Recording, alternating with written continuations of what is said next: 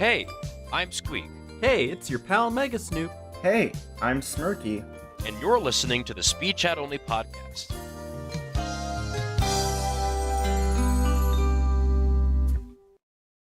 Welcome back to the Speedchat Only podcast.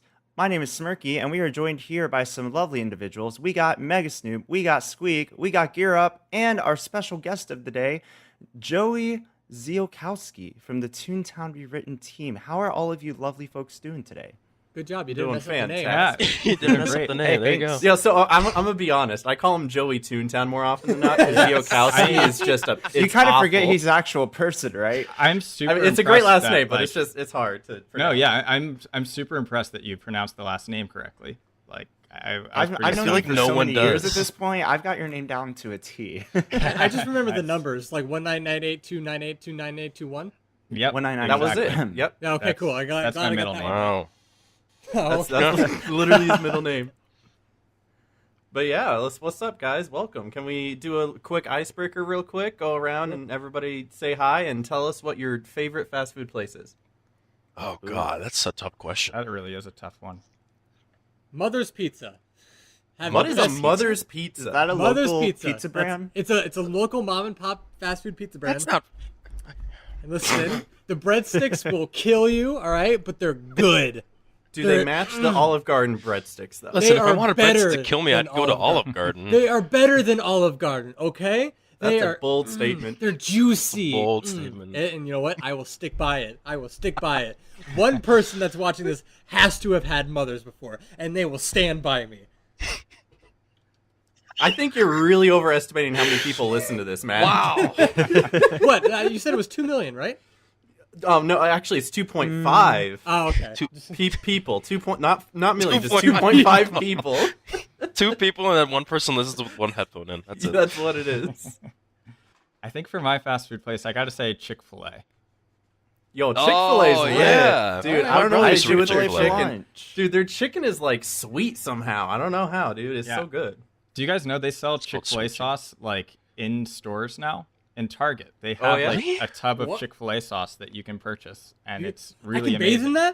that? Gotta clean out the whole shelf, but I'm sure you could. Oh yeah, That's really interesting. I did not know that. yeah. I saw it for the All right. first time, like I don't know, a month or two ago, and I was mind blown. That's dope. Did you buy it? Did you buy it? I You'd be did, like, yeah. hey. It's in my fridge need right really- now. Oh, dang. Oh, wow. He's got the full tub. He's got the whole tub. Would you be willing to drink it on live podcast? No, way too many calories. That's for the that. good. No, we wouldn't expect you to. It's all good. God, that's a lot of calories. Yo, but I'm Aaron. I love Taco Bell. I hope everybody knows that by now. Yeah. Listen, we can skip you. All right, next. We can. Next. I feel like I'm gonna hear witch here. I'm gonna be like, with that Okay, again. no, not. We're not talking about the Witch. So, I guess the Texan in me would say Whataburger. Okay. They have some really, really good food there. All right, the so you're Texans- basic. Mhm. all the Texans that are listening to this know what I'm talking about. All There's 2.5 one. of them. There's one. It's me. Just like the You're telling me you population of actually listen Montana. back to the podcast, Michael? Sometimes. I'm so proud of you. Thank you. For I'll me, I support gotta my say team. it's Five Guys, dude. Five Guys says some Alright. good Fair, burgers. fair. And fair. fries. And it's like they're extremely overpriced, right? But like if you know how to order it, because I used to work at a Five Guys, but so if you know how to order the burger, right? It's like really cheap and it's a good meal and super good. What I like to do is I like to order like a grilled cheese and then add a patty on top of it, so it's like really cheap, and then you can put a bunch of like toppings on it for free. It's really good. That's solid. I like Five Guys. I'm not Five going to Guys is remember that, but cool. They also have some good shakes there too, Noah. Oh, dude, I loved the shakes there. I used Oh, to yeah. make them. Pog. Yeah, but now that all of our voices are nice and warmed up, we do have a special guest. It's Mr. Joey. And we brought him on to keep an eye on Smirky because technically he is your boss, Mr. Toontown Partner. I wouldn't say it's like that, but No, not quite. But yeah, Yeah, thanks especially for having me, since, guys. It's yeah, really great to absolutely. be here. Oh, and absolutely. I think and it's while we have you here, I just want to say I apologize that I never fell through with like the editing applications. I wanted to like multiple times, and then I just second guessed myself multiple times. So thank you for the offer. I just never filled out the application. I am so sorry. it's all good. I totally understand. I mean, some of the applications can be pretty intense in terms of the work that needs to be done and everything.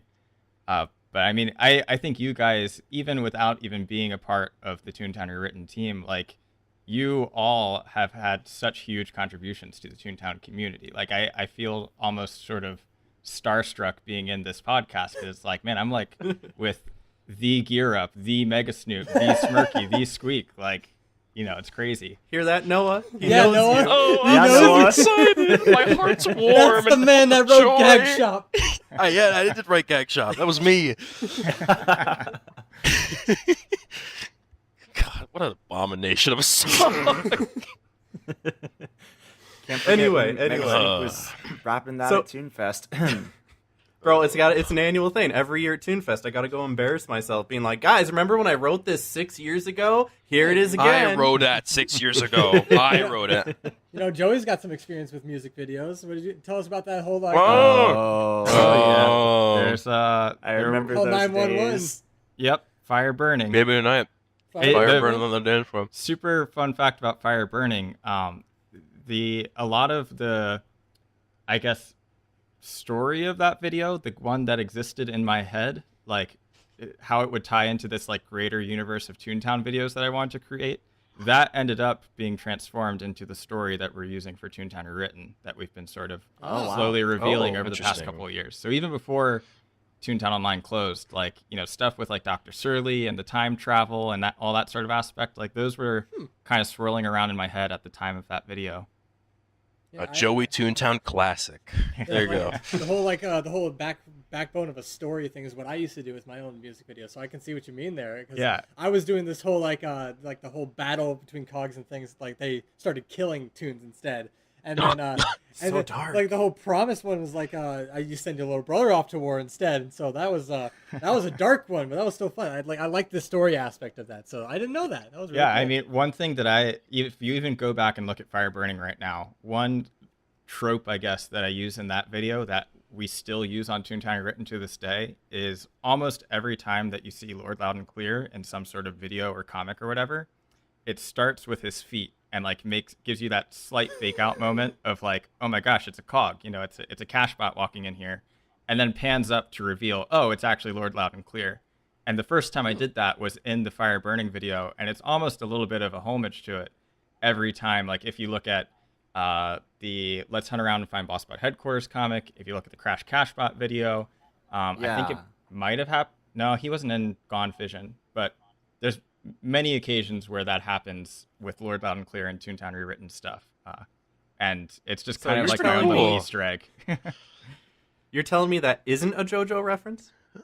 Oh, it's not a JoJo reference. It's a JoJo reference. Do you watch anime, Joey? Do you watch anime? I don't. I've never been able to get into anime. I honestly, I mean, I know people are going to hate me for this, but I've never even seen like The Last Airbender, which people keep telling me I need to Wait, watch. you but- need to watch that one. At Dude, least. Yeah. that is a must. You can Like, take that's- my Netflix account, please. I know. People keep telling me, but I've never been able to get into anime for some reason. I mean, to each. Well, their you own. know what? You and Smirky can sit down and watch My Hero Academia together. There you go. Be a little play date. Oh gosh. Sounds great. Words you can hit up Beast Stars. Oh, please don't. No. We don't want to get Stop. Joey into that. No. Gotta let him transition. You know, give him Yeah, something like you can't hit easy him with to the chew furry on. stuff right away. Just- you gotta He's like. already been hitting the furry with Toontown already, so it's like it's an easy transition. I don't know what you mean. So why don't we get into some questions? How about Yeah, it? absolutely. We got some of Sure, those, yeah. don't we? I think we have a couple. At least. So you got married. Congratulations. Yeah, I did. How's that going? Big congratulations. Thank you. Yeah, it has been awesome. Very I'm exciting. loving married life. So my original wedding was supposed to be on not June 2nd, May 2nd. And then obviously COVID hit. And I mean, let me tell you, COVID is not the time to be planning a wedding. I told people, I no, can tell you that. Just a Yeah, quick story. My friend recently just got married. He got married last week, actually, and so he was trying to get as many people to go over as he could. He wanted me to go fly all the way to Michigan, but it's Yeah. like, bro, I literally I can't. So I feel bad missing that. But I just told him I'd make it to the next wedding. yeah, right. Well, so I told people at work, like back in March, that I was currently planning like the two major events that you don't want to be planning during a pandemic. One of which was a wedding, and the other of which was TuneFest, a gaming convention. Like those two were Yeah. both very stressful things to try and figure out, like as cases started going up and everything. But so we ended up we didn't have the wedding on May 2nd, which was pretty disappointing. But we luckily did have it on June 12th. We had I don't even know how many people were there, but we just had like our local friends and family, so no one flew in, and it was really nice. We had a great time, and it's just been great. I mean, Samantha, she has been like my partner in crime for the past 4 years, and Yeah, she's even been at though like Toonfests and stuff. She So has, I've seen yeah. her around. she, even though she doesn't play Toontown, she has been a huge asset to helping out Toontown, whether it be at Toonfest or just supporting me as I'm working on Toontown stuff. So she's great. You It's married awesome. someone who never plays Toontown. I How know, I could know. you? How Actually, I think We're that's still the working on it. goal, honestly, That's the right? goal. That's the goal. I'm still looking for that. All right.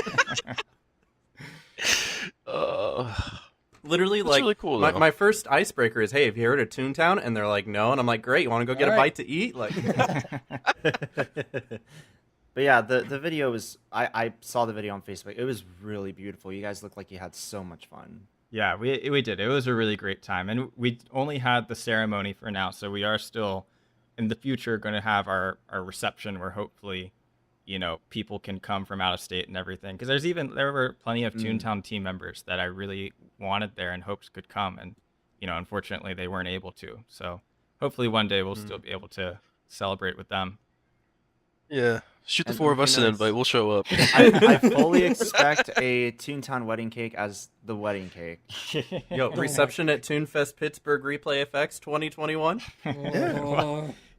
We Private actually invite had only. I don't know if this is 2 years now, 3 years. There was a proposal at Toonfest, like to Oh, one yeah, of our I team remember. members. It was really awesome. Sam was there, and she told me at the time never to propose to her during Toonfest. So, You got a good one then, right there. That's a good woman. Yep. but it was a really nice proposal, just not our kind of proposal. That's good. That's good. Oh, I had a follow up and I completely forgot what it was. Oh, yeah. So one of the community questions, I'll just tack this on here because of the fact that it went with that, is that nobody's really seen any wedding pictures, at least publicly. Were you thinking of posting any of those, or are those just for you? I will certainly think about posting some. It's a weird thing because I have a hard time, I guess, like talking about myself in a way and like posting pictures yeah. of myself. But I know that people have asked me for it, so I'll certainly look through and see if there's any that are worth posting. But I do also like trying to keep a little bit of privacy because I don't even know how many people know this, but back in the day when we were dealing with some really like major stuff in the Toontown community with like swatting and all of that, like my girlfriend at the time, she was completely swatted. Like they dug into all of my personal Whoa. stuff, Oh. found her family's home, and sent in a SWAT team to it, and it was not a good Jesus. time at all. So ever since then, I've been just very protective of trying to keep my friends and family who aren't in the Toontown Yeah, community mhm. sort That's of off of completely those public understandable. pages. Yeah, Yeah. Don't worry. This group here definitely has had its share of either Oh, yeah. totally. Yeah. swatted or I've doxed been or there. tossed or Mhm. yeah. It's I remember having It's rough. someone ask for like a 70, 80 like car that obviously I don't have, that doesn't need to be towed. Like I've been Mhm. there, Smirky Not Road. Like, I fun think at it's a all. rite of passage if you're going to stream Toontown and make content, Oh. you know? Oh, really? You want to just be stream involved in this general. community, pay Yeah. the price. Yeah, no. Oh, it's- yeah, it seems like it. Yeah. Streaming in general, it's been pretty bad. I think at least in recent years, from my perspective, in Toontown we haven't dealt with that for a long time, thankfully. Mhm. Thankfully, Maybe yeah. maybe some No, minor it's been really like good. stuff here and there, but nothing as bad as like the Mhm. swatting and all of that. But I think overall it seems like, I don't know if police stations are just like, they have policies that help handle that now to make it less likely that, like, you know, that prank calls are actually going to make something happen, or maybe Mhm. it's just a fad that died out. I'm not sure, but thankfully I feel like those days are starting to get behind us, where, sending a squad of police to someone's house as a prank, does not seem to be something that's happening a lot anymore. Oh yeah, like I remember Mm-hmm. listening to a different podcast. This was years ago from Woody's Gamer Tag, and he was telling stories about how he used to get swatted, and it used to happen to him so frequently that his local police station, whenever they got a report, they'd send one police over. He'd knock on the door and be like, "Hey Woody, you good?" And he's like, "Yeah," and they'd be like, "All right," and just leave. Like it became so normal for them, and so I think Yeah. you're right, absolutely, when it comes to having these procedures set in, because it did start becoming more normalized around the years 2015, 2016, and forward, where they had to do something about it. It used to be you call in a SWAT, you always have to act like somebody's life is on the line. Right. Now they still want Mhm. to act like somebody's life is on the line, but they're not going in guns ablaze and knocking your door down, Absolutely, yeah. which is a lot better. It's a lot better process. So doubling back to it though, I completely understand how it is. Us as social media influencers, whatever you want to call us, we're not really that big, trust me, but we tend to, I wouldn't say overshare, but we do share a lot of our personal life on the internet, and that can come back to bite us every once in a while, where we have to explain what happened if something goes wrong, or it could lead us into trouble eventually. So I completely understand not wanting to do something even as little as like sharing wedding photos. So Yeah. it's a good question though, and it led to like No, some good yeah, discussion. absolutely. And I mean, But yeah, no, it's cool though. a little fun story from my swatting run in the past. I was driving like relatively late at night one night, and I don't know if you guys have ever been through. I don't even know if this is a thing in states outside of Maryland, but there's like these sort of like DUI checks. Like, if you're driving late at night, the police might have a random, like line set up Oh, where you yeah, have to yeah, slow yeah. down. You roll down your window, you just Yeah. kind of wave and say, "Hey, I haven't been drinking and driving," And so I was just passing through one of those one time late at night, and one of the officers was like, "Hey, are you that kid that got like what did he say? Are you that kid that works on the kids game or something like that?" And I was like, I was. Are you Joey Toontown? well, he Bro, was my one of the kid plays your officers who game. Oh, had man. he was one of the officers who had come to my house when I was swatted. And so I was like, "Yep, that was me." And he was like, "You still involved with that?" And I was like, "Yeah, I still am." And he kind of shook his head. It's hard. It's a weird thing to explain to people, because it's not like I think the police officers, they were almost expecting when they came, and when I started explaining the story of like how this must have happened. I think they almost interpreted it as like I made someone mad in like a match of Call of Duty or something like that. I feel like that's kind of what non-gamers think of when you're Yeah, describing like something like violent that. video game like stereotypes and stuff like that. Yeah. And so it's really weird to explain like, "Oh, no, like I'm one of the people who's working on this like former Disney game that I'm running from, my parents' house." And, and there's an annual convention, and, it's a really weird thing to explain to someone who doesn't understand what Toontown is, let alone what like gaming communities are like. Yeah, and I think at that point you just Right. offer to have him hop in the passenger seat, and you're like, "Let me tell you where it all began. You're It was right. 2003, and my mom bought me a 3-month membership to Toontown Online." I love it. All right, but I think we got more questions, don't we? Yeah, let's do it. Yes. So you recently moved from PR to more of the more creative direction, game design kind of like position. So tell us what that has been like, that kind of transition, the people that you've put to the job, and what that kind of all entails. Because I know a couple buddies of mine, I used to go to college with like a ton of game designers, and I know the job is really hard. Totally, So yeah. just give me I your mean, experience, I guess. I guess some background on my involvement with Toontown Written over the years. I've always sort of been in this like programming slash PR slash management slash design slash web designer slash many other things. Like it's Doing everything. Yeah. I mean, Doing everything. definitely not to say like that I'm doing everything, because we have an amazing team who helps out with all of that stuff. But I had a lot of roles and a lot of things that I helped out with. Um, and so uh, that started out fine in the early years when our team was small, and even though like the game was still very large, like uh, we didn't have nearly the sort of initiatives and content that we're working on today back in those days. Um, so it was still manageable, even though it was a lot. And when you're on like a volunteer team, whether it's something online like Toontown, or whether it's even like a real world nonprofit, uh, when you don't have the funding to hire people to do those jobs, like everyone kind of has to pull their weight and contribute however they can.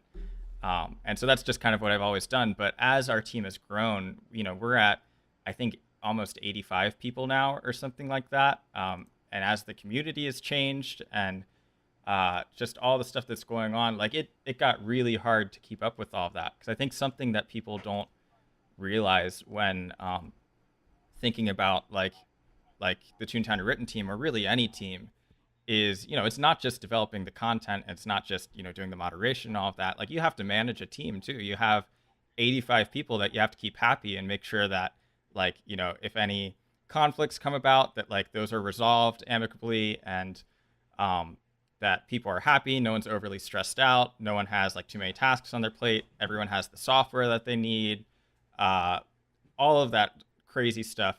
This person's going on vacation, so we need this person to fill in for them. Management of it all is just crazy. So as the years have gone by, there's been just more things to handle in that area. And also there's been more things to handle in the design area, because as our team is growing, so is the scope of like the stuff that we're working on. Obviously, I mean, everyone knows the big thing that we've been working on for years is field offices. And there's a lot of the little details that need to be ironed out when it comes to the design of that.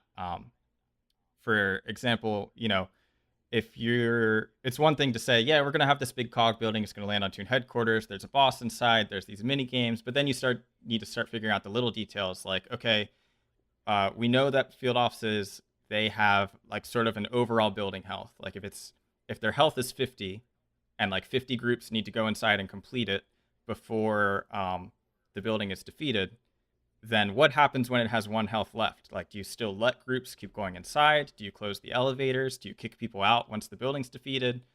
All those like sort of, it sounds like a small thing, but when you consider that that's just one little detail, and there's like 1,000 other little details that need to be figured out, it's important to have a team of people who is sort of dedicated to looking at those things and looking at making sure that every single part of the design of our content is falling in line with the sort of gameplay that people love about Toontown, which can be a lot more difficult than you'd expect. So probably around like this time last year, I started thinking about forming an actual game design team on the Toontown Rewritten team, and thinking about what would need to happen in order to do that. Since I had kind of just been sort of unofficially doing the design for years, without really like an official role for it or anything, or an official department for it. So I started working on training Brad and Quentin, who are our new PR leads that stepped up in place of me, and putting together all of the sort of structural things that were necessary to make that department happen. We have to write applications, we have to figure out what the responsibilities are, we need to make sure that there's enough work for people to do, and that it's all laid out in a clear way that is going to make that work happen as efficiently as possible. And so at the beginning of 2020 is when I officially moved out of my role in public relations and started the game design department on our team, which has been really awesome. We have some awesome people who are on that team already. It's still a small department, but we're at about 4 people right now. I think 5 with our trials. So it's been really great, and it's been a lot of fun to not just think about like the big content that we're working on, but also be able to do stuff like how we now have the Discord server with a feedback channel, and the feedback that gets sent into that channel gets reviewed by our design team. So like our design team looks at every single piece of that feedback and then considers, how can we prioritize this? What stuff should we be working on? Because like that seems to be what's most important to the players, or even the stuff like this doesn't have many votes on it, but it seems like something that would be really, really beneficial to Toontown, and trying to prioritize all that. So that was a long-winded way of saying that I've done a lot of different roles for Toontown over the years, and ultimately, game design was the biggest need that we had, that I sort of transitioned into, and I am still doing some programming as well. Yeah, that's So cool. Joey That's Code really is cool. still relevant in 2020. It is, yes. Joey Code is still very much relevant. Hey. We heard from Quentin when he was on the podcast on episode 4. He was saying like, yeah, I mean, I came to like ToonFest and I just got moved on from moderation to PR, and then Joey just kind of threw me in. I was like, oh my god. Yeah, Yeah, Quentin, that was funny. He came into PR because he had a call with me. Gosh, it's got to be 2 years ago now or something like that. Something like that. And he basically, he came to me and he said, I have these great ideas. I really want to get into PR so that I can work more with the community. One of those ideas was the cast member initiative that he did. I don't know if he talked about that at all, but that was basically sort of revamping the way that we do Toon Troopers and Resistance Rangers in game. I feel like during that discussion, he even proposed the Discord server, which eventually became like the hub server that we have now. So yeah, I mean, he has lots of great ideas for the Toontown community that we're finally starting to see realized, because it took a long time to put that stuff into place, and he does a great job. Brad also does a great job, who handles more of the marketing side of things on PR. That hub server was such a good idea. It was. It was, yeah, honestly. Like it wasn't like a big update, but it was like, oh, this is nice. Like I can go here and I can figure out what I want to do, and if I need information, I can go here and here and here, and Totally, blah yeah. blah blah. Yeah, and that was even like when Quentin and I started talking about that hub server, that even incorporated some of our game design department, because we wanted to make sure that the whole hub server, it's themed like it's actually a canonical part of Toontown. Like outside of the bulletin board channel, which is like our TTR staff channel, everything in there is like it exists in our game's lore. Like Flippy knows that there's a Discord server, and Looney Labs has these quote bots, which stands for broadcasts out of Toontown, that broadcast this information onto the Discord server. And it may seem silly to spend so much time investing into something like that, when you could just anyone could create a Discord server in a couple minutes, but we wanted it to feel authentically Toontown and kind of be like fun to use more than just an information resource. Absolutely, that is fun. Like that's what That you is did fun. with that was really good, and so I'm sure that looks even better when you're trying to connect what you're doing with the game with how you're using the outside resources as well. Like it's all canonical, and it shows that you care about the details. Yeah, absolutely. That's definitely one of the, I guess, pillars of the Toontown Rewritten team, is really always looking at the small details and trying to figure out how do we make this as authentically Toontown as we can. Aaron, do you have a question for Joey? Oh, I have plenty of questions for Joey. We do appreciate that really good explanation. Yeah, as well, that- and wanted to give a quick shout out to the new PR team, because they're doing a wonderful job. We were talking before Absolutely. the call even started here, about the podcast even started, about how we're really liking the tweets they're putting out.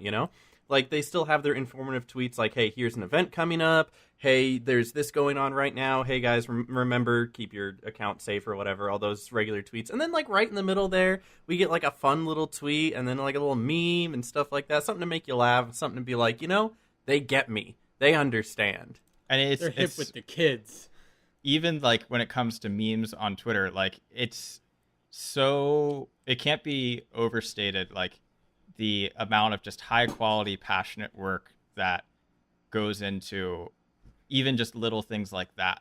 Because like, the PR team, they could be just using like, what is it, memegenerator.com or something like that, and putting out Yeah. low effort memes that probably would still get some degree of traction, but they would overall reduce like our bar of quality for Toontown. But they really make sure that like, okay, if we're gonna do this, we're gonna do it right, and we want to make sure that it's as engaging and funny as possible. Like, there's probably like, I don't know, pages worth of discussion of just like, what should our memes look like on a Twitter page? High quality, Yeah. top shelf What memes, should the our memes highest look grade. like? Exactly. And the great part exactly. I was gonna say is that it's all in character too. Like in my Yeah. mind, Flippy is saying this, or Hey. whoever you think would be running the account. Exactly, and that there's a lot of work that goes into just figuring out, like Wendy's Twitter, they have their whole vibe is like they're savage and everything, But does savage really work for Toontown? Maybe sometimes, but Oh, not I all don't the think time. so. Like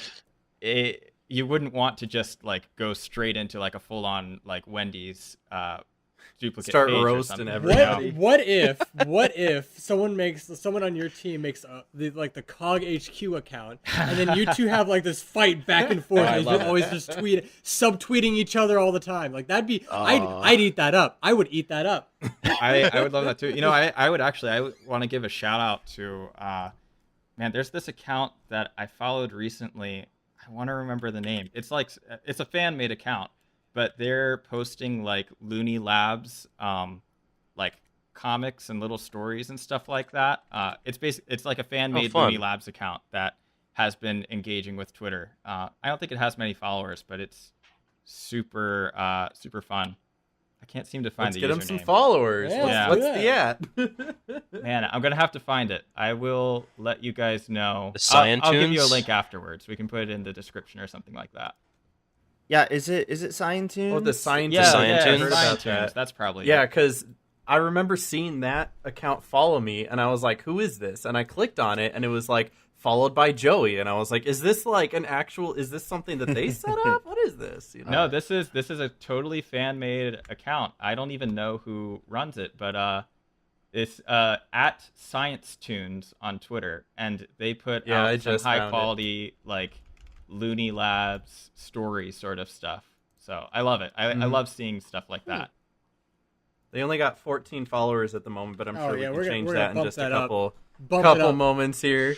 Follow Scientunes on Twitter, everybody.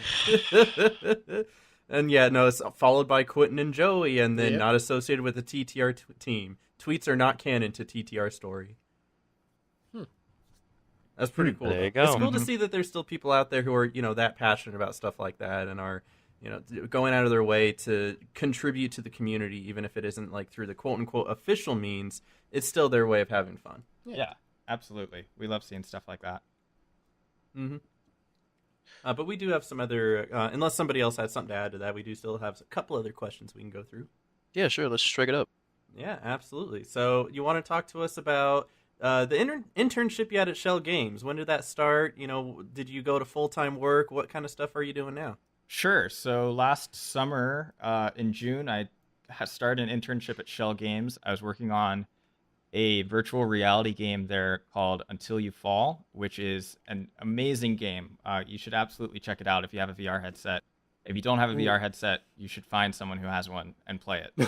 Steal it. All right, I'm Yeah. flying to Maryland right now. Yeah, it is a really fun like fantasy sword fighting VR game where you play as like this almost sort of like god of swords who is going through this like post-apocalyptic like sort of fantasy sort of sci-fi world, trying to reclaim the land back and everything. And it's like, and I'm biased, but it is one of, if not the best like examples of melee combat in VR. Like the team who worked on it, I was only there for my internship, so I really didn't do a whole lot, but the original design team for it did amazing work, and it's super worth checking out. So after my internship, I was there sort of helping them get the game into an alpha state, and they were just sort of starting to like, put stuff out for their community at the time. So I was helping with some community management stuff. And then I stuck around after my internship working part-time, still helping out with the community end of things for them and like feedback collection and all that sort of stuff. And And so I was doing that for a few months while finishing up school, and they reached out and, like, completely to my surprise, offered me a job as a full-time game designer, which was, Wow. yeah. Wow. I mean, I was certainly awesome. planning to reapply there afterwards. And, you know, I can't tell you how thankful I am that I didn't have to fill out another application, and they just offered it to me. And it was really great. So I started full time there in March. I moved to Pittsburgh.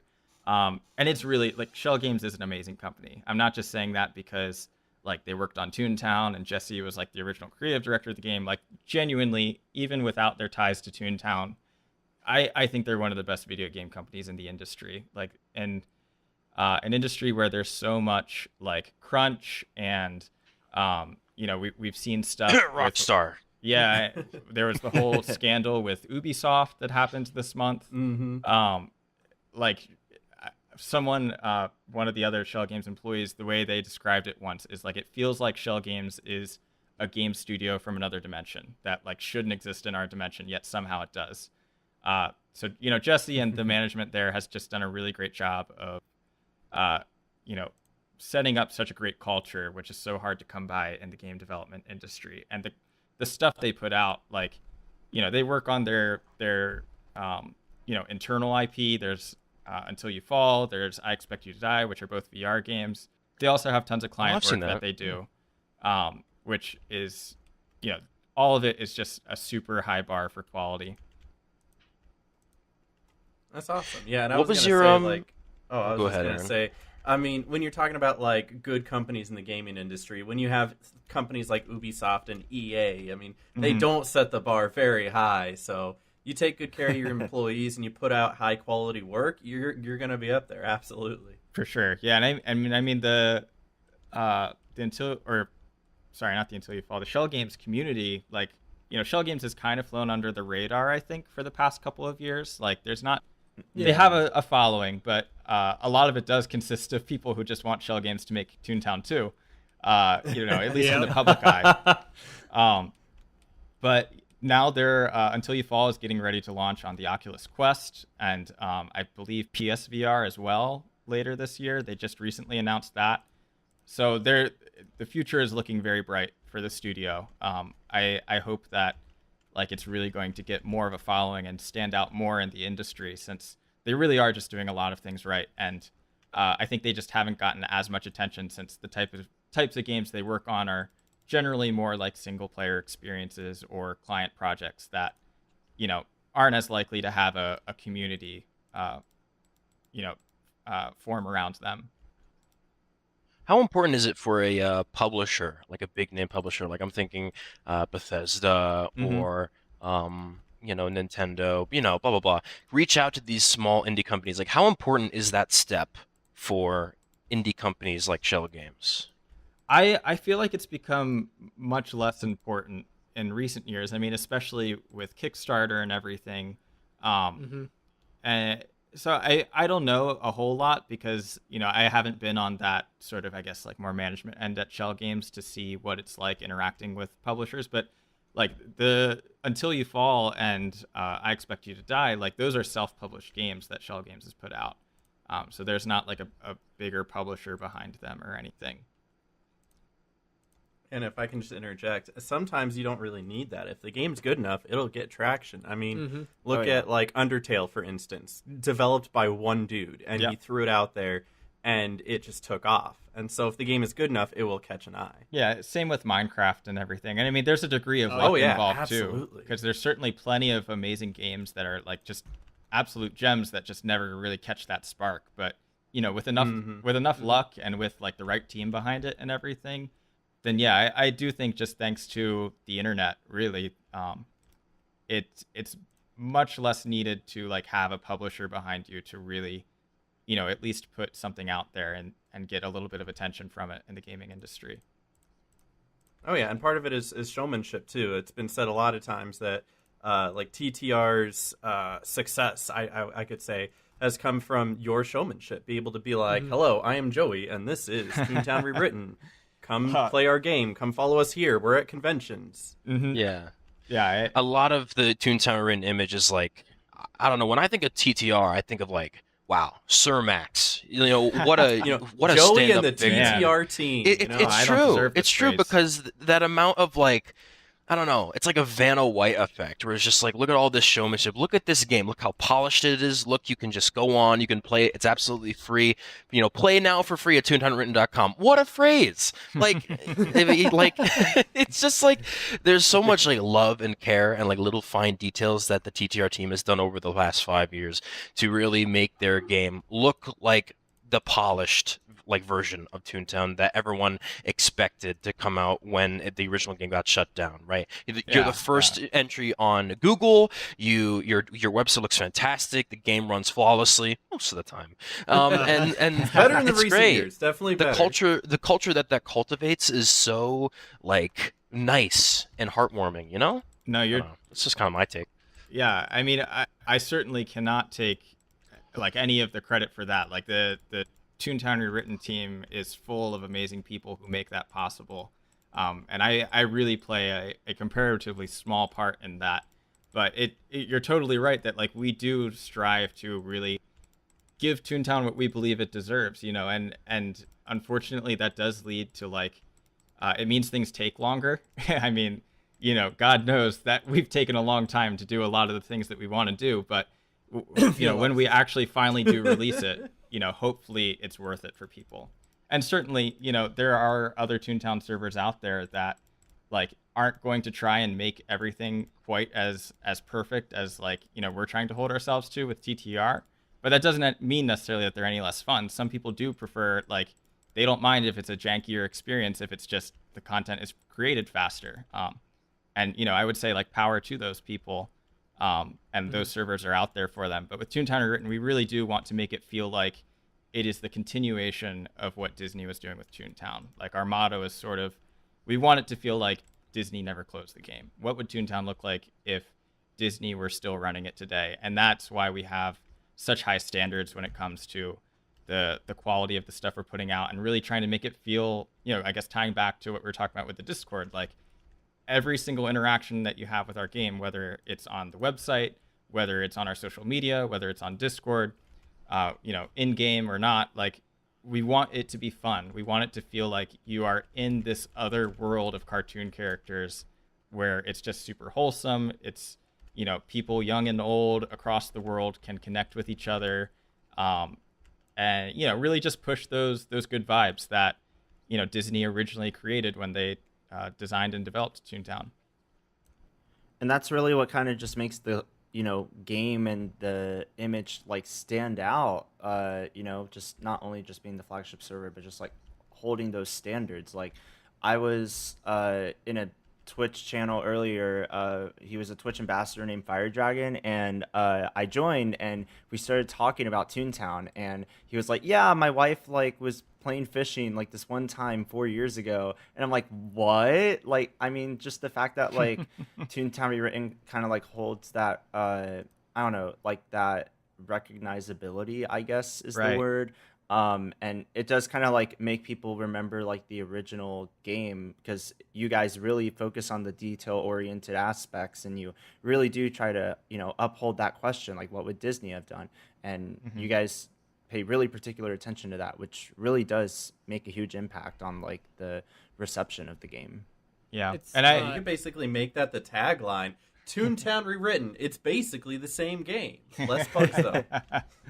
And I know that like there's whenever- certainly people who give us flack in the community for like stuff like where we have like the Toontown Twitter handle, or call ourselves the Toontown team sometimes. And like for those things, like one of the big reasons we call ourselves the Toontown team, it's not because we want to be the only Toontown or we want to discredit the awesome work that like other people have done.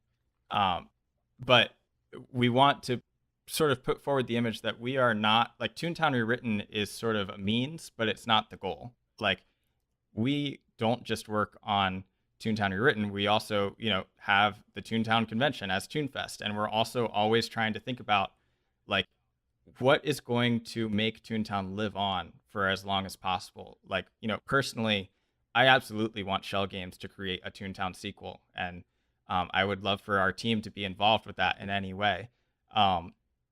And like, yeah, that probably means that we would have to start paying for Toontown again. But at the same time, like, I mean, I know me personally and many others would love to pay for Toontown if it meant getting consistent, high quality, modern content in the way that, like, we aren't able to do with Toontown Rewritten just being a volunteer team. Like, the game deserves so much more love than we're able to give it. So as we, call ourselves the Toontown team or post stuff with at Toontown, like, we're really just trying to keep Toontown alive. And that's what it's all about. Toontown Rewritten is one project that we do for that. But ultimately, any attention that we can get Toontown is good for everyone in our community, because we all just want this game to keep on living so that we can keep playing it and, keep getting content developed for it. And I think like the expectations of like the community back, from when it was in like 2013 when the game was originally closing and Toontown Rewritten was just starting up, people were like, all right, maybe this will last, maybe like 2 or 3 years. Like, who knows how long this is gonna last? But to be in like past halfway through 2020 and like still seeing the game and still seeing like the passion that goes into like each and every one of these different projects, like it's blown, I think, all of our expectations out of the water. Like, this is a really like tight knit, supportive community that just does not want to see this game go away. Absolutely. I mean, we're going on in September. It'll be 7 years since we started Toontown That's Rewritten. crazy. Wow. Oh So- yeah. If Wow, anything, they're either consistent or very stubborn. So that's for sure. Yep. So if we can make Yeah. it to 10, then we have officially lived as long as the original game did. And I certainly think we can get there. That's and further. crazy. Awesome. So at this point, so on Twitter, Michael put out a tweet that we asked the community for some questions. I mean, did pick a couple.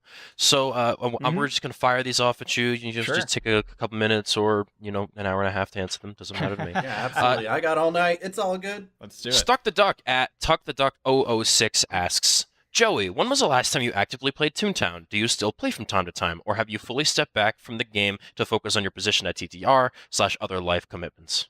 Man, honestly, like it is a balance to maintain like actually playing the game and then working on the game, because there's almost like as someone who's like, supposed to be one of the people that's putting out content and working on bugs and such, like you almost feel a little guilty just playing, because it's like, well, why am I just playing right now when I could be fixing this server crash that everyone is upset about, But at the same time, it's important, I think, to maintain that sort of relationship with the game and its community, because otherwise we're going to be super out of touch with what the players want. Like, if we're spending all of our time developing the game and not actually going inside to play it and talk to people, and just like see the bugs for ourselves or whatnot, and see the need for content for ourselves, then it's super easy to lose touch. But at the same time, it is a difficult balance. I certainly spend way more of my time like developing Toontown than playing it. However, I will say I try my best to stay active from month to month. I think the last time I probably played super actively might have been back in May, just because like that was, wedding season rolled around, and all the busyness that happened with that. And then since I've gotten back, I've just been kind of playing catch up and trying to pick up the slack of stuff that I missed and everything.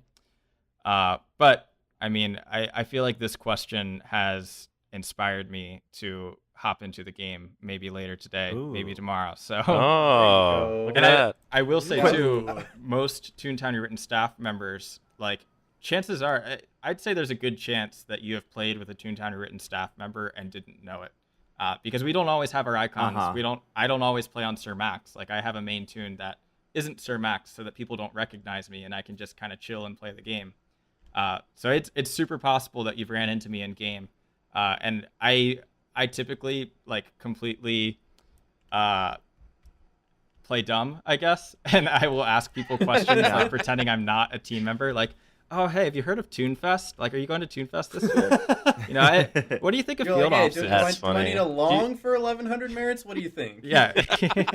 Like, what do you think? Do you think field offices are cool? Like, do you think the Toontown team's ever going to release field offices? Stuff like that. Oh, so you're one of them? Oh, okay. So I like kind of it's almost a game in itself for me to pretend not to be a member of the team and just talk to people and see what their thoughts are about the game, because it's fun because it's kind of like me being secretive, but also fun because like it's getting to know our community members and getting to know what people genuinely think of the game and what they want for it. Yeah, I'm ready to see a new YouTube video from Joey Toontown where it's Joey undercover going around The Sean asking Kingston people. sequel. Yeah, right. Oh yeah, no, I would love to do that one day. That'd be great. Just go through and be like, so what do you think of Joey? And they just go off. That would be really funny, actually. That would be good, actually. Yeah, we might need to make that happen. How many more years do you think it'll take for field offices to release? We're beyond giving due dates at this point or anything, because we don't want to overpromise And that's anyone. smart. That's smart. We don't No, want you- to. We don't want a repeat of the Doomsday elections. No. I mean, we don't want any due dates either. the I good remember. news is. I think the first. Sorry, go ahead. I was gonna say the first and last time I remember you guys actually trying to give a date was Storm Cellbot. You said July 2015. Storm Cellbot came out at 9 p.m. on July 31st, 2015. Yep. Yeah. Hey, it's almost the anniversary. Yeah, what do you know? We did learn, not to give our public due dates over time, and we're still learning about how to navigate. Because the reality is, none of us are professionals at this. I mean, I started on Toontown Rewritten when I was 15 years old, and they don't teach in high school how to run an MMO community for thousands of people, and how to manage. I mean, all they of barely that. teach you about taxes. So, Exactly. Yeah. They don't So teach you about taxes. They teach you what the quadratic formula is. Wait, There have you you go. have you used the quadratic formula in Toontown? No, I can't say that I have. Well, so They're it's lying worthless to then. you. Everyone is lying to you at school. But I will say, like, field offices are, in my opinion, amazing. Like, I cannot believe the sort of stuff that our team has been able to put together. I don't think people really even realize, like, what is going to be in this update when it's released. Because we've called it, for years, the Cellbot Field Office update. But honestly, Cellbot Field Offices are a small part of this huge update that we've been working on. I mean, so we do have Cellbot Field Offices, which are, new building, takes over Toon headquarters, has a cog boss inside. It's essentially, the next boss after the CEO, and just in a new format. We've got a new mini game in there with the ice game. Those are the big things that everyone knows. But there's also the Toon Resistance Hideout that we talked about last year, which is a new area to the I'm game, excited. which comes with a new set of Toon tasks added to the main storyline of the game. Not to mention other things that I can't even talk about because, we're trying to keep them a surprise. But there's I would say there's probably 4 or 5 major things going into this all-encompassing update that we've been calling the Cellbot Field Offices update. But really, it's just an end game expansion. I mean, it's the equivalent of if Disney Toontown released, DLC. yeah, exactly. If Disney released a paid DLC for Toontown, this isn't going to be paid, but it's like the size of of what you might expect from a paid expansion to a game. So So it's Toontown 3.0. Ah. I won't lie. And it I should- mean, that has absolutely been tossed around of this will probably be version 3.0. So yeah, there's a lot of exciting stuff. I don't want to beat a dead horse because I know that people just want it released. I mean, I more than anyone just want this update released, but I do That way just you kind of can want take to a vacation for 2 weeks, right? yeah. I do just want to I guess say the team really is putting tons of work into it, and I wish that we could show off more of it, but we're kind of just in the state of we're just kind of heads down working on it. Every day we're working on this update. And we don't want to put out more teases. We don't want to keep talking about release dates. We know that people just want to see it. So our focus is let's just keep working and get it out, and it'll come out when it comes out. And it, hopefully it'll be worth the wait and it'll be amazing. And then after that, we do have, we've talked about that there's definitely going to be a period where we probably aren't going to work on something as big as field offices again for a while. We're going to take time to focus on smaller content updates, looking at feedback that's come in from our hub server and trying to address what are some can we put out, a more regular period of updates of smaller content that sort of keeps people occupied while playing the larger content of field offices. Yeah, I remember Quentin touching on that, and he was all like, golf, right?" And we're like, yes. Yeah. Go. Yeah. Yeah. Oh, we got more community questions, though. So Josh the next Simmer one- at Darth Crimson Fox asks, "What is your favorite Pokemon?" Oh man, this is going to be another thing that people are going to hate me for, but Oh no! I do not really have ever played Pokemon. I don't know why. my I don't know heart, why. Have you Do you played know any any Pokemon, though? equivalent? like, or do you- that. Could you name a Pokemon? I mean Pikachu, right? Okay, that's sorry. your Okay, favorite that's Pokemon. that's the cheat No, code. That's the it. one. That's Sorry. No, I don't know why, but I've honestly never just owned a Pokemon game. I don't think it's that I don't like it. It's just I've never really been exposed to it. While people were playing Pokemon, I was playing Toontown, and that's how it played out. That's fair. Yeah. But New ones kind of suck anyway, you know? You yeah, don't I have mean, it on like the Switch or anything. no, Next my replay, younger I'll bring brother my does Game Boy. have. You can sit down and. Yeah, my younger brother has Let's Go Pikachu, and I know he likes Okay. that. I don't think he got Sword and Shield, but I don't know. Maybe one day I'll play a Pokemon game. All right, we're gonna make you play a Pokemon game one of these days. Yeah. That's the promise here. That'll be my next appearance. We can just play Pokemon. Yes. Big Tooth at Cap Big Tooth asks, "What is TTR's goals and how have they evolved over time?" Yeah, that's a good question. Kind of general question. Yeah. Sure. It's a big yeah. question. Yeah, it is. I would say It I can be mean, whatever you want it to be. Sure. I think this is a great question actually because it allows me to talk a little bit about sort of like the ways our team has changed over the past couple of months that like, you know, it would be hard to talk about otherwise. So first I would say just sort of addressing the first part of the question, TTR's goals.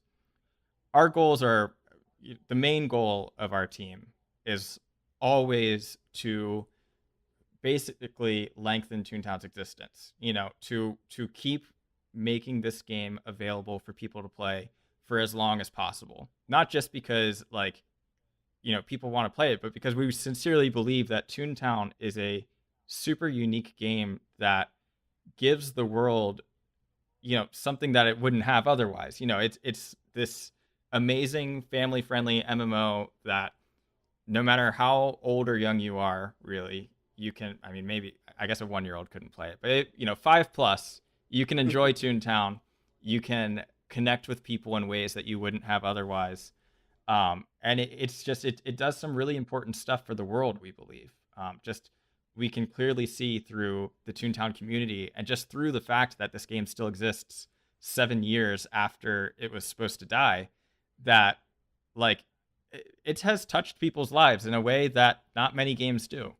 And so we believe it's worth keeping it around, whether that be through Toontown Rewritten, whether that be through a future Toontown sequel, if we can ever convince Disney and Shell Games to do that, you know, just in any way, even if Toontown Rewritten wasn't around, I believe that there would still be a group of people around in some way, like putting out Toontown comics or videos and all that sort of stuff. And I would definitely want to be a part of that group because it's just important. I think the game does some really important stuff for the world. That's the big goal. I guess in terms of smaller goals and how they've evolved over time, over the past few months, we've definitely been looking at just what can we do to make our team more efficient? What can we do to sort of adapt to the ways our team has grown? You know, like I mentioned, we're at like 85 people now. I think we're at like probably more like 95 if you include trials, which is huge. I mean, like, That's a lot of people. yeah. Like It's Shell so much Games. bigger. It's more is- people than is watch like my 130 streams. people. So yeah. So I mean, it's huge, and that means that things need to change as the team grows. Like you need to put more structures in place to make sure that like everyone can do what they need to do, and that we're being as efficient as possible. Because the structure that we had when we started the team, when there was like, you know, I don't know, let's say we started with like 30 people or something like that. You can't fit 85 people into that same structure. It just doesn't work. So we've been doing a lot recently to set up a new structure for how we manage projects. For example, for field offices now, we now have project directors that are sort of overseeing it. So like I'm the overall project director for it. So I just kind of hold the main creative vision for that update.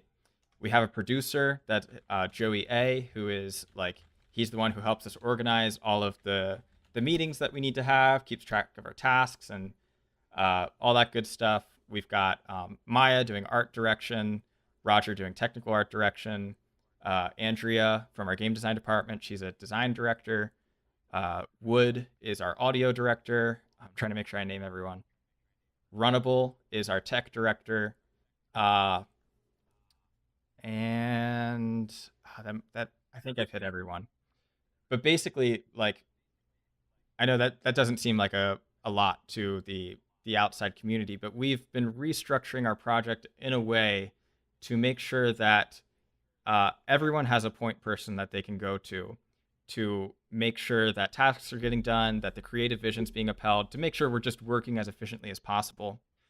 We've adopted like a Scrum system. I don't know if anyone Oh has heard of yeah. that before. Yep. Yeah. So I used to work on a team. I used to work on like a video audio team where we used to make like a bunch of stuff for like clients, and we used Scrum all the time because I used to yeah, make music and stuff for them. yeah. So like in the past for Toontown, like it's kind of been like everyone on the team is working on all of our projects, which is not the greatest way to organize things. So now we actually do have Right. like there are given project teams. Like there's probably of the 85 people on our team, there's like 30 people who are specifically assigned to field offices, and uh, we're starting up our Scrum system where we're going to have like sprints that so we have a sprint that sort of says like we want to achieve these goals within this amount of time. And I know this is a bunch of super boring management stuff, but the important thing is it allows us to move faster and it allows our team to be healthier and better supported to like just get done what we need to get done and do it um, as efficiently as possible while still having that standard of quality. So I guess I don't know, that's another long-winded way of saying that I think our team's goals have sort of shifted to um, think more about how can we not just create like the highest quality stuff, but how can we do it on a faster time schedule? How can we make sure that both our team and our community is healthy, in terms of culture, in terms of moderation? Like, you know, moderation has always been a big thing for us. Like we've always wanted to keep the troublemakers out, but now we're also starting to think more about how do we not just keep the troublemakers out, but how do we make this just a clean, wholesome, fun community um, that like can appeal to any age. And so that's how we've gotten stuff like our hub server. That's how we've gotten stuff like the partner program. And we've wanted to just figure out ways to overall support the community more in terms of the our release schedule and also just the programs that we have in place that are going to cultivate this like really super awesome Toontown community. That's cool. Great. That's cool. And it's like, don't even apologize for like, oh, this is boring business stuff. Because I mean, some of us, I like hearing about People that. find it. Working- Yeah, I Yeah, find it absolutely. interesting. Working for a business like I do, I relate to a lot of the things you're talking about. Mhm. Like I have had people that I talk to. We got subject matter experts that I report to, and then they report to somebody else. And so I get the Yeah. system. I understand. And it's always just interesting. I mean, I'm a student, so it's interesting to hear, like, as someone who wants to, like, get into the industry one day, like, especially from someone who's kind of built this project from the ground up, how, those kind of structures are in place. I think, a lot of people can really learn from those kinds of aspects, things that they might not even think about, but, some of this stuff can actually be really interesting when you realize like the processes and how it like so much just goes into it. And I Sure. think it's Yeah. really cool that like, those small goals, like, wanting to get things out, high quality, but at a faster pace, while just paying attention to detail at the same time. Like, I don't know. To me, that's very interesting at the very least. Yeah, I mean, I if we're talking about boring process stuff, one of the things that I'm most proud of is our feedback collection system. Like, it's something that Yeah. no one in the community would really think about, but like when people send us emails about our feedback for the game, and when people send stuff in on Discord, you know, as a community member, you probably don't think about what really happens after that, which is a good thing. We don't want you to really think about what happens after that because it's not your job. But for us, we have this whole system that I helped design where basically we have raw feedback, which is like stuff that comes in on Discord and emails and all of that. That gets turned into to summarized feedback by our PR team, where they go through and they kind of like categorize it and make sure like we don't have duplicate feedback. So like, if someone says they want golfing improved, like we have one card in our feedback system for improved golfing that has probably like 500 votes on it or something like that. And then the design team goes through and we process every single one of those cards to assign it labels that help our team sort of figure out what feedback we should be addressing. Like, we might add a small and meaningful label to some sort of like accessibility request to say like, oh, this is like a super small feature that would be extremely meaningful to someone in the community. Like, they aren't able to play the game otherwise, but this is a small thing we could do. Even if it's not the most popular request, this would allow someone to enjoy Toontown way more than they would be able to otherwise. And then looking at the larger requests too, like we can sort of put labels on it, like this is project potential. Like this is something that we should look at doing after our next project. Like, after field offices or whatever, let's take a look at this and see if this is the next thing we want to work on. So it's just this huge like system that goes into just very simply making sure that we hear the community. Because otherwise, think about it. If we just had that Discord channel, like, or even, before we had the Discord channel, when we just had emails as a way of giving us feedback, like it's impossible to keep track of hundreds, if not thousands of emails of people sending us like both small and big requests and no way of really seeing like the trends of that over time and everything. So a lot of work even goes into just making sure that we are able to hear the community and that people's feedback doesn't get ignored. Because I'll be completely honest, there was a period of time with Toontown Written where we were getting so much feedback that we had no idea what to do with it. And like there was certainly a lot of people's feedback that unfortunately got ignored because we couldn't keep up with it all. And so that's why we had to create this system and put it in place to make sure that every single person's feedback is heard. I was going to say, I've seen some of that feedback. You were probably right to ignore it. Yeah. But we got another community question here if you're up for it. Yeah, sure. I'm around for whatever. Strato so- at Strato awesome. Martin asks, "What's your favorite kind of music to listen to? / what bands do you listen to?" Ooh. I really like alternative music. I'm also Hell yeah, I'm a big dude, fan my of... guy. It's weird. I'm a fan of alternative music, and then like conversely, I'm also a fan of like musicals and such. Like, I watched Hamilton Alright, on Disney Plus okay. recently, which was amazing, and I've been listening to that Yes. soundtrack a lot. So I guess on the musical side of things, love the Hamilton soundtrack. That's great. On the alternative side of things, there's this band called Half Alive, which I've really loved recently. They just Okay. put out their first album like last year, I think, and they had like one hit on it, but the other songs on it are really great too. So definitely recommend checking out Half Alive. I don't want to flex or anything, but I did get to see the original Hamilton cast on Broadway. Oh, nice. That's amazing. Ugh. Weird flex, but okay, bro. Don't mind me flexing over here. Oh. I'm just glad we debunked the theory that all Joey listens to is the Toontown soundtrack on repeat.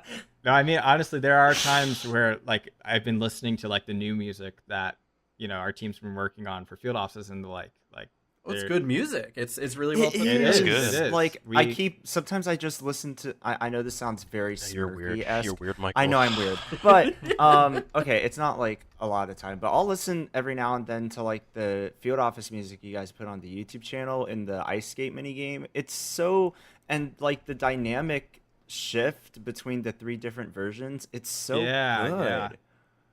That's one of those other things where like we've been we have held back the field office music that we want to release. Like we've really only released the ice game and then the exterior through a Tooncast. And the reason for that is because we want people to experience it in game. Because as cool as it would be for everyone to listen to it now, like, I can drop you guys a spoiler right here. there is new elevator music, and it is great. Whoa! It is great new Nice. elevator music. Whoa! But I will refuse Write it down, to write it release down, that write it elevator down, write it music down. until you can experience it in game. So That just reminds me of that Quentin's pin tweet, which is just you guys riding down Oh, the yeah. elevator and singing the elevator theme. Yeah, that that gets was great. me.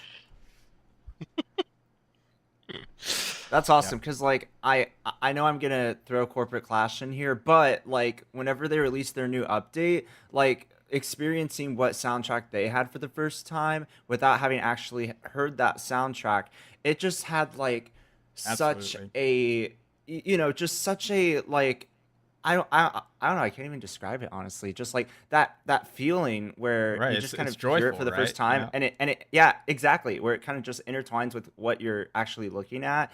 So I can totally understand like that idea of like holding back releasing those soundtracks because it might not feel special when you've already heard it on loop 100 times Exactly. versus hearing it for the first time in the game. So Yeah. I really like that. Yeah. So chances are, I'm not even opposed to it. Let's make it happen. Wow, this Hey, segues great with yeah. our next question. Hey, Jose at Smirky. Jose866412221 asks, "What's your thoughts on TTCC? Do you think their new update is a big contribution to the Toontown community?" I Yeah, do. We're not gonna lie. Like, I'm sure everybody. I wouldn't say everybody, but a lot of people did see your tweets where you were, giving them a hand, being all like, "This was some good stuff." So Yeah, I mean, had like just different staff members watching the like gameplay that I was streaming on Twitch, and they were like, "Wow, this is actually kind of cool," So Yeah, no, I haven't played TTCC's new update, but I've seen some of the stuff from it. I think it looks really awesome. I love there's that new Lawbot with like the huge teeth or whatever. I love his design. It looks almost like a spin doctor sort of. But no, I think like I said in my tweet that you mentioned, any sort of original high quality content is great for the Toontown community. I mean, like I know a lot of people like to bring up like their like server wars and TTR versus TTCC and TTR doesn't want Versus any other TTI, servers to haha. exist. Yeah, right. But really, I mean, like I said in my other tweet there, like the reason that I've ever been cautious about other Toontown servers is because frankly we have been burned a lot over the years by other Toontown servers. When it comes to data leaks, when it comes to server drama, I mean, even the future of Toontown, as we saw with Club Penguin, it is so delicate. Oh, that it was takes bomb- one that was- bad, Exactly. just one bad thing. It takes one bad server to shut down TTCC as well as TTR. Even if it wasn't super popular. If one thing gains traction and like one server doesn't do a good job of maintaining Disney's image, which honestly some of the servers in the past have not done a great job of, unfortunately. Thankfully we've never been hit like Club Penguin was, but it just takes that one thing to set it all off. And I think TTCC, it seems like they've gone through a lot of growth over the years. I think that, the new update looks awesome. A lot of hard work was obviously poured into it. So yeah, I totally want to congratulate them on that. Because it's really great to see that kind of content being put out in the community rather than, just the server war stuff and like servers taking a jab at each other and that sort of thing. Yeah, yeah, Oh, absolutely. yeah. it's It fun. can all be very fun. playful. And too. touching upon server wars, like it's something that I really like to draw a contrast. People are like, "What do you like more, this one or this one?" And it's like I like them both, but for different reasons. Yeah. Like you could call it server wars, but you've got Toontown on two different sides of the spectrum here. You got one that really does uphold those original Toontown values, and then you've got this other side that's like, what if Toontown was made differently? Exactly. And so they yeah. definitely have these two different audiences, so they can coexist like they are. I think it's a beautiful thing. Different For sure. Toontown For different servers are reasons. just different visions that I feel that people had of what Toontown could have been, and it's just really interesting to kind of see like those different visions actually come to reality, and it's kind of cool to like witness all of that. Yeah, and I mean, like, it goes back to even when Toontown first shut down. Jesse Shell made a post on Toontown Central forums at the time, and he part of his advice to the Toontown community was make Toontown indie games. Like, I don't think he ever expected us to actually be able to bring Toontown back like we did, but he hoped that, someone would boot up Unity and make like a Toontown platformer or something like that, just fan games. And that's exactly what these servers are. I think there's certainly been a lot of trouble in the past. I mean, like the sort of, I guess, hardships that we faced with servers is like, back in the day, like Toontown Infinite did steal Toontown written source code, and that was completely uncool. And there has been, like, even at ToonFest, we've had people from other servers try to break into our laptops so that they can get like the content and download it for themselves. What? That was crazy. I've heard about that. Yeah. That was Yeah. crazy. And, Can like- I tell you, when I heard about that, my jaw dropped to the floor, Joey. Yeah. I was like, there's no way people spent that much money on plane tickets just to try to crack into Quentin's laptop. There's no way. And then they come all the way to get like this piece of field offices that was Right, still right. relatively the same as the original, Yeah. which they basically already have anyway. So like, what are you doing? Yeah, it was frustrating. I mean, like Jeremy and I, and it's frustrating because it happened multiple years in a row too. And it's like, Jeremy and I kind of went up to them at one point, and we weren't angry even. We were just kind of like, come on, guys, like we're just here for Toontown. Why do we have to do this? Why do we have to deal with this? That's it. That's all it is. Come on. It's Toontown, Come on. dude. Yeah, And and it's that's how crazy because it just ties back to, I mean, like even sometimes with the drama that we have in the community now, thankfully it's not nearly as bad as it used to be. But I think every once in a while we do need to remind ourselves that we are one Toontown community. I mean, we're just a bunch of guys and girls, sorry, who love playing this game, and want to keep it alive. Like it shouldn't matter whose server you're playing on or anything like that. It's just so as long as easy for, Toontown like, is still people- around, Yeah, it's so easy for people to like forget that we're just like all, Toontown community members at the end of the day. Yeah. Right. Yeah. It's funny because the first year we were at Replay, like I remember we went to like Applebee's or something, and we had people like come up to us and like we're trying to get Yeah. information out of us, like they knew, they're like, oh, you know JJ, right? Like, do you know anything about the team? And we were like, dude, I just want some chicken nuggets, dude. I'm here trying to get some dinner. Yeah. That was a bit crazy. That was my first interaction with people who were like,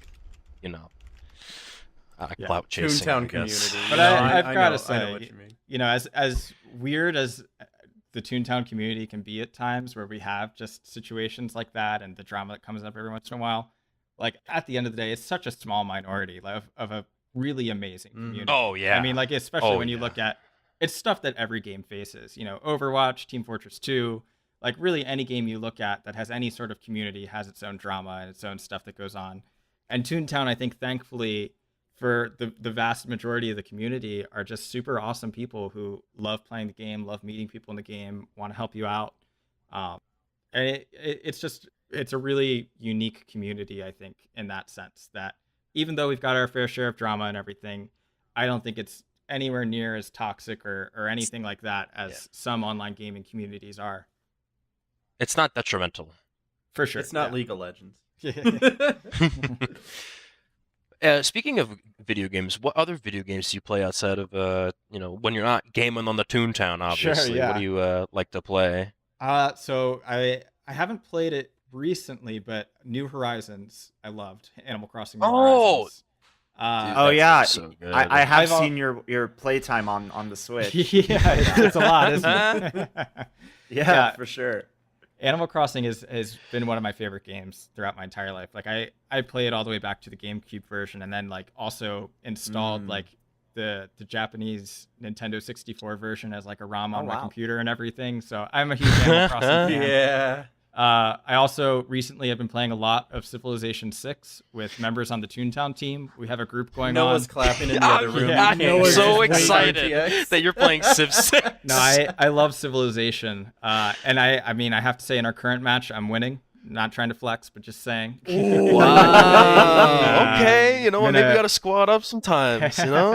I'm in a match right Alright. now with let's see, Adam, John, Lav, Augie, and Quentin was going to join, but he didn't. So I think there's a Aw. the big in our match Boo. right now. But yeah, it's a lot of fun. Quentin would win. Yeah. He's the League of Legends player.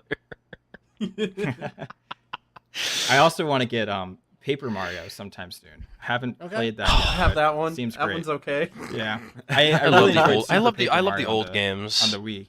Oh, those are. Yeah, that one's so good. Thousand Year Door is one of my favorite. I'm games just of all waiting time. for a sure. new Super Mario Galaxy game. Yeah, I'm just- yeah. You're gonna be waiting for a long Galaxy's time, friend. great. Oh We're yeah. waiting I a gotta long ask time. though. I Bouncing gotta back ask, to since you Animal brought up- Crossing, can I Yeah, come bouncing visit back your to Animal island for Crossing. some time, please? So who's your favorite villager? Do you have one that you like, or I is there do. one that you want? No, I really want Ribot in my town. He has been one of my faves, Oh. like throughout all Fair. the games. Also love Tangy, the orange cat. She's great. Okay. So yeah, Ribot and Tangy are my top 2 villagers, but unfortunately I don't have them in New Horizons. You Who heard are it your here first. You got villagers Ribar right or now? Tangy. Give them to Joey. Yeah, Who hit are him your up on villagers? Twitter. Who are my villagers? Shoot, you're putting me on the spot. I haven't played in like Yeah, I am. I'll Oh shout my out a couple goodness. of mine. The ones I'm very happy with. I've got Bo. Like I was blessed with him very early on. He's such an adorable little guy. Mhm. And then I don't know how, but for my 10th villager, I had an open plot. I didn't even go looking. It just blessed me with Raymond, which is apparently one of the most Ooh. like sought after Yeah. Yeah. villagers. The game was just like, here, have it, and I was like, okay. The one I'm thinking of right now, one of my favorites that I currently own is the pink octopus. I forget her name, but she's cool. Is it Marina? Yeah, Marina. Marina's awesome. Yeah, my friend actually just got that one on her island today. She was so excited. Yeah, Marina's great. I wish I could remember my other villagers though. This just shows that I really need to boot up the game. Yeah, they just got an update. Have you watched the latest update for August? I I did, haven't yeah. even watched it. Yeah, It Yeah, it looks looks so awesome. fun. Oh yeah. I'm gonna hop on. I'm gonna grab my Switch right now. I'm updating He's it. gonna get his Switch right now. I got my- I got to Oh, it's already the updated. Yo. But yeah, what were you gonna say, Joey? once I got like terraforming and everything, I feel like, I got to the real grindy stage of the game where I have stuff I can do. I can still decorate my island and stuff, but it's not quite as fun at the moment as like those first, 2 or 3 months were when I was, working on getting to that stage. But I know that they're planning on releasing tons of updates like they have already, so I'm excited to see what they're gonna It's a add. Nintendo game. Yeah. Aaron, did you have a question to wrap things Yeah, up? I got one more question. Sure. So, going back to the ToonFest thing, I don't know if you've seen any of our vlogs, but whenever we go to ToonFest, we've always had a good time. Absolutely, We're always yeah. off and having adventures, and you've been to every ToonFest now since the 2015 one at OMG Con. Yep. I think the only one I missed was 2017, but I'm sure y'all had a fun time there. So my question was, what's your best moment or story from any of these ToonFests? Oh my gosh, that's such a hard question because there really are so many great moments. Please say I mean, Talk bingo. about Please say putting him bingo. on the Please say bingo. spot, Please say man. bingo. I know, but it's like I could something that we sit here and do while you're thinking about a story. Something that we sit here, whether we're doing a podcast or not, we're always reminiscing about. Yo, remember the time we were in Pittsburgh? We went to the mac and cheese place, and Noah yeah. wasn't ID'd for those drinks that he had. By the way, I will say, Joey, thank you for being a good sport about the bingo thing. I didn't get to say I didn't get to say that in Oh, person. Like, yeah. thank you for being yeah. a Oh, good yeah. sport. Yeah, No, bingo's fun. You gotta let us do that. That's the only thing we get to do.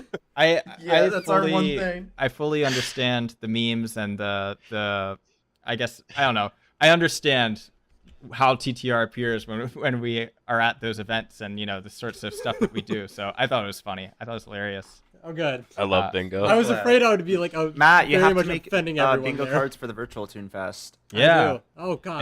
That might Ew. be Open up the difficult because we Photoshop. are planning on like changing things up a lot compared to Oh. like what a traditional ToonFest looks like. But I would still love to Change. see You have virtual to keep ToonFest some of the original aspects into the ToonFest. Don't leave us hanging. We'll see. We'll see. We're still working on figuring out how that's going to change, just like with the online format. I guess going back to the question. You should have a Sorry. Go you ahead. should have a live event of Speedchat Only. We'll have a live version of Speedchat Only on ToonFest. We'll do that. Yeah, Wink, maybe so. wink. Maybe so. I'm sure there's going to be some degree of like partner stuff going on too. I know that we want to support our partners I'm excited. with that. So yeah, that would be awesome. Oh yeah. So I guess like favorite ToonFest memory, I can't pick one, but I will just say like in general, anytime that I get to interact with like families who have played Toontown, like like Mm-hmm. like kids who are coming with their parents who play together, that's always just so awesome. And it's so fun like having different conversations with the kids than you do like with their parents. Like it's just fun seeing their different perspectives on the game and like kind of hearing about how they've almost like, I don't know, come together as a family through it, which is awesome. It's also really great to see like people who meet up for the first time in person. I mean, you guys, for example, like it was super awesome to see all of you come together for the first time and like get to know each other in person. Yeah, I don't know. It's just crazy. It doesn't make sense that like it happened, but it did. And it's just the most fulfilling stuff is whenever you see those sort of interactions happening at TuneFest. Like it's not the content as much as it is like just seeing people have a lot of fun together. I think one of my other favorite recent memories, I'm probably just thinking of this one because I watched it again recently when I was editing that community video, but when there was the real young girl who came up and asked like what was what was the favorite part That's of still our my job most so far? popular. Oh. That's still my most popular clip on my Twitch Yes, channel. yes. It's amazing. It is so wholesome, so great, and really just encompasses like why we're doing what we're doing. Because like, you know, at TuneFest, when you look out into the crowd, there's people of all ages there. Like there's parents, there's teens, young adults, kids, and all of them like I don't know the exact percentages of like, you know, how much of each group is represented, but it certainly feels really equal when I look out into the audience and see everyone. And that's just like such a weird and rare thing to happen. Like what other events can you really find that same amount of representation of people who all enjoy the game like equally?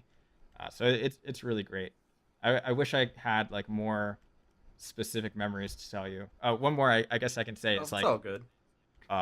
After the event every night, the team goes back to our hotel and we have game nights, which are always a lot of fun. We play lots of board games, we play the Switch, we do all sorts of fun stuff. Yo, so, Smash? Who's your man? Oh, I haven't played Smash in a long time. I'm not good at Smash. Full disclosure. But But who was your main? I like Rob a lot in Smash. Raw, yeah, Oh, dude. Big respect for fair. Raw players, Yep. man. They're Yep. pretty For good. real. I am not a good Rob player, but I enjoy playing Rob.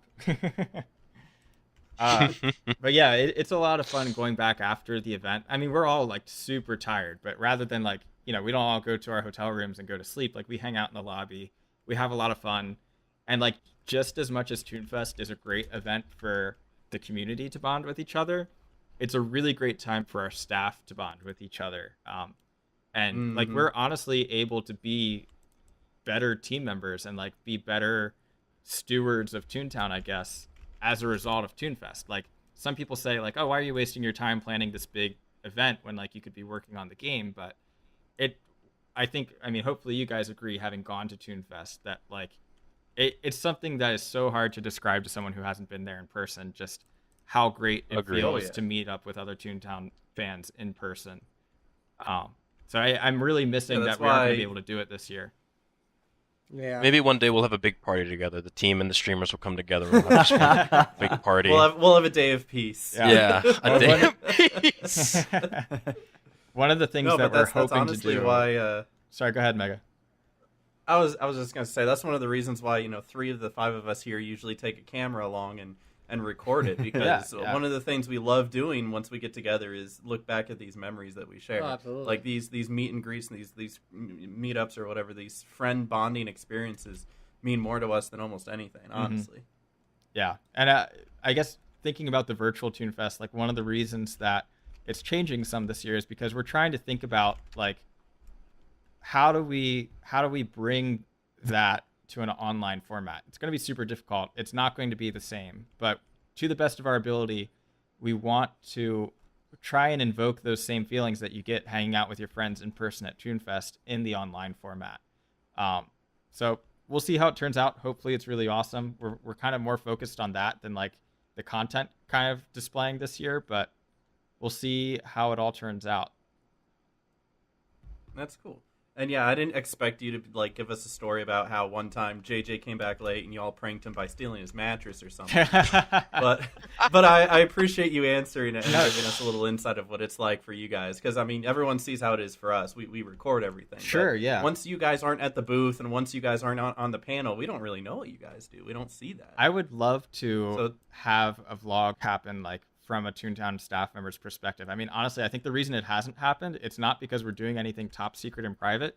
It's just because we're so exhausted and so busy from like running the event throughout the day. It's like, who wants to keep working after the event is over for the day? But that said, I do think it's something that we should try to make happen, because it would be really cool, even just sort of a behind the scenes video, to see what goes on from even the if staff it's something member's just for perspective. you guys. Just Yeah, wear a no? GoPro Yeah, on sure. your head. That's it. Just wear a GoPro. Yeah. But yeah, And no, you know what? like It's I weird, they're definitely, having- just didn't think. Sorry, I was just gonna say like I didn't really think much about like the how that morale boost for the team can really like afterwards, after like the rest from post-con blues or whatever, like Right, how that right. can actually like really impact the content side of things too. So It does. It's super, like, we come back with, like, I mean, obviously we come back and sleep for 2 weeks because we were exhausted. But then once we're done sleeping, then, like, there's usually just such a drive from, like, not just from the people who went, but even the people who didn't go, who just kind of, like, feel that vibe coming off of the people who were able to attend. Like, it's just so motivating. You get to see all the hard work pay off. And, I'm really sad that we aren't going to be able to do it this year. We're hoping as the team that, once COVID's out of the way and everything, that we want to take a team trip to Disney World, which would be really awesome. That sounds fun. So yeah, I'm hoping we get to do that. You guys want to go to especially- Disney World? Especially for people like Maya. Like, Maya has seen like 3 locations in the U.S. She's seen Owensboro, Kentucky.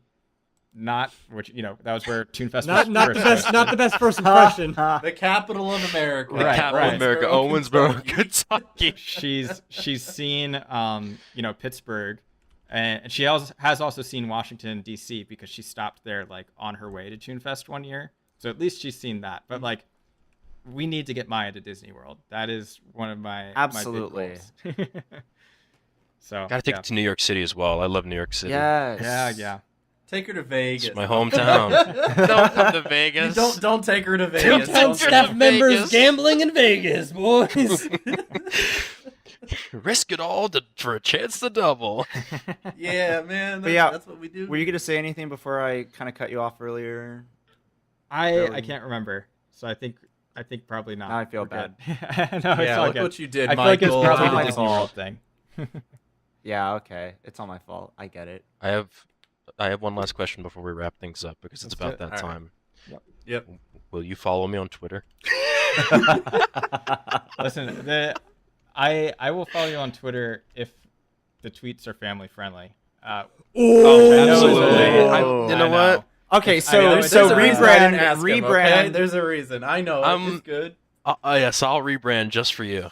You I'll should. rebrand. You should. I would really Don't enjoy trust that. him. Don't trust him. Yeah, I know. Okay, It's I'll a weird rebrand. rule that I have. I know that it's like, I don't totally like I want to follow you, but I also feel like this sort of degree of responsibility, like with all of the Toontown players that follow me, especially a lot of young ones, and Twitter does that weird thing where it's like, this, You like Yeah, it. Joey- it's Joey it's a follows soft this retweet. guy. you and not know? Check even out just his latest liking, tweet of but furry like porn. Joey Zielkowski follows this person who just posted a tweet with like a ton of Mhm. expletives in it, so it's Yeah. like, I I, haven't tweeted anything with expletives in a long time. well, No, I've been doing good recently. tell you what, I'm gonna look at your Twitter profile and I will follow it if it seems Toontown friendly.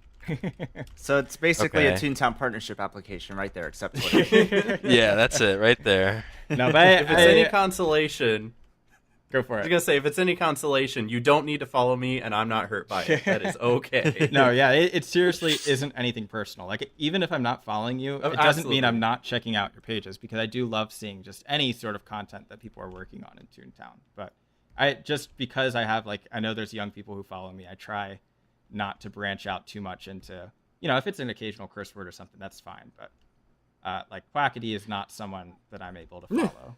No, Alex. Aw, poor Alex. But we love Alex. Yeah. But anyways, do you want us to wrap it up here? I think. I'm good with it. Okay. Yeah. Hey, everybody. Thank you so much for watching the Speedchat Only podcast. I know this episode was really long, but we had a really, really good guest, and we wanted to get all the info out of him, squeeze all the juice out of him that we could before we let him go to bed. So thank Hey, you we so were much, having a good everybody. time, you know? We were. Hey, Be so sure thank to you ever so follow much for everybody. watching. Follow everyone down in the description below. Hey, we're on Spotify now. Woo! That's right, we are. We're on Whoa. Spotify. So yeah, that's really exciting. Episodes 1 through 8 are now up on 8? Spotify. This is episode 9, whatever. Yes. Yes, whatever episode this 9. is. Episode 9. But thank you everybody so much for watching. From our homes to yours. Thank you and have a good night. Say goodbye, Thanks, everybody. everyone. Again, thank you, Joey. For Oh, hopping thank you so on. much, Oh, yeah, Joey. thank you. Thank Terry. you so much. Absolutely. I'd love to come back sometime. We can keep talking some more. Ooh. Yes, Hey, absolutely. Absolutely. All right. Thanks for having me, Thank guys. you guys for See ya. watching. See Bye, ya. y'all.